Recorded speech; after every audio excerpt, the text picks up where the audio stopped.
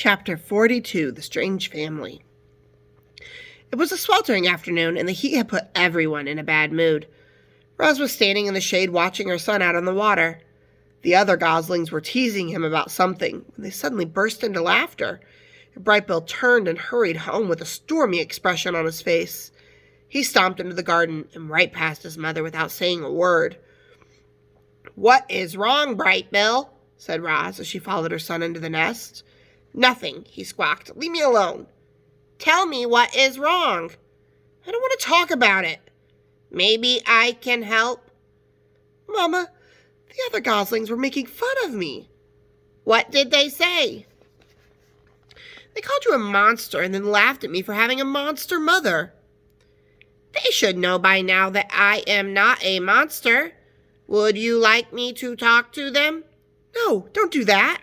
That'll just make things worse." The robot sat next to her son.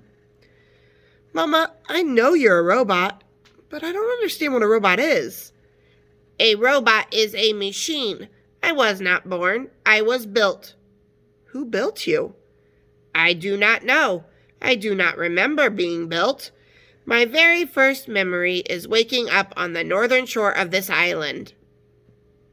"Were you smaller back then?" asked the gosling. "No, I have always been this size." Roz looked down at her weathered body. "However, I used to be shiny, like the surface of the pond. I used to stand straighter than a tree trunk. I used to speak a different language. I have not grown bigger, but I have changed very much."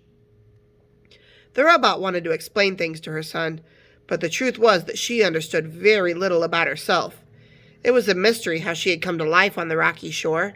It was a mystery why her computer brain knew certain things but not others. She tried to answer Brightbill's questions, but her answers only left him more confused. "What do you mean you're not alive?" squawked Brightbill. "It is true," said Roz. "I am not an animal. I do not eat or breathe. I am not alive." "You move and talk and think, Mama. You're definitely alive." It was impossible for such a young goose to understand technical things like computer brains and batteries and machines. The gosling was much better at understanding natural things like islands and forests and parents. Parents. The word suddenly left Brightbill feeling uneasy. "You're not my real mother, are you?" "There are many kinds of mothers," said the robot. "Some mothers spend their whole lives caring for their young. Some lay eggs and immediately abandon them. Some care for the offspring of other mothers. I have tried to act like your mother, but no, I am not your birth mother." "Do you know what happened to my birth mother?" Roz told Brightbill about that fateful day in the spring, about how the rocks had fallen and only one egg had survived, about how she put the egg in a nest and carried it away, about how she'd watched over the egg until the tiny gosling had hatched. Brightbill listened carefully until she finished. "Should I stop calling you Mama?" said the gosling. "I will still act like your mother, no matter what you call me," said the robot. "I think I'll keep calling you Mama." "I think I will keep calling you son." "We're a strange family," said Brightbill with a little smile, "but I kind of like it that way."